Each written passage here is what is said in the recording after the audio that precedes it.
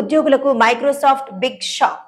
Level 80 వరకు ఉద్యోగుల పనితీరును ఇటీవల విశ్లేషించిన మైక్రోసాఫ్ట్ ఉద్యోగులు తమ స్థాయికి తగిన కనీస పనితీరు ప్రమాణాలను అందుకోలేని కారణంగా తొలగిస్తున్నట్లు లేఖలు జారీ చేసిన మైక్రోసాఫ్ట్ బిజినెస్ ఇన్సైడర్ పత్రికలో దీనిపై కథనం. అమెరికన్ టెక్ దిగ్గజం మైక్రోసాఫ్ట్ తన ఉద్యోగులకు మరోసారి షాక్ ఇచ్చింది. ఇటీవలే సెక్యూరిటీ, డివైస్, సేల్స్, గేమింగ్ విభాగాల్లోని ఉద్యోగులపై వేటు వేసిన మైక్రోసాఫ్ట్ తాజాగా పనితీరు మెరుగుపడని ఉద్యోగులపై చర్యలు తీసుకుంది. ఈ విషయాన్ని బిజినెస్ ఇన్సైడర్ పత్రిక వెల్లడించింది. కంపెనీలో జూన్ 2024 నాటికి 2.28 లక్షల మంది ఉద్యోగులు ఉండగా ఇటీవలే లెవెల్ 80 వరకు ఉద్యోగుల పనితీరును విశ్లేషించింది.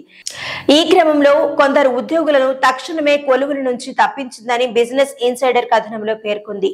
ఉద్యోగులు తమ స్థాయికి తగిన కనీస పనితీరు ప్రమాణాలను అందుకోలేని కారణంగా ఉద్యోగం నుంచి తొలగిస్తున్నట్లు వారికి పంపిన లేఖల్లో పేర్కొంది. తొలగింపునకు గురైన వారికి మెడికల్, డెంటల్ హెల్త్ కేర్ ప్రయోజనాలు వెంటనే నిలిచిపోతాయని పేర్కొంది. కొందరు ఉద్యోగులకు సర్వీస్ పే కూడా చెల్లించినట్లు తెలుస్తోంది. తక్షణమే అన్ని విధుల నుంచి రిలీవ్ చేస్తున్నామని మైక్రోసాఫ్ట్ సిస్టమ్స్, అకౌంట్స్, బిల్లింగ్లలోకి యాక్సెస్ ను తొలగించినట్లు తెలిపింది.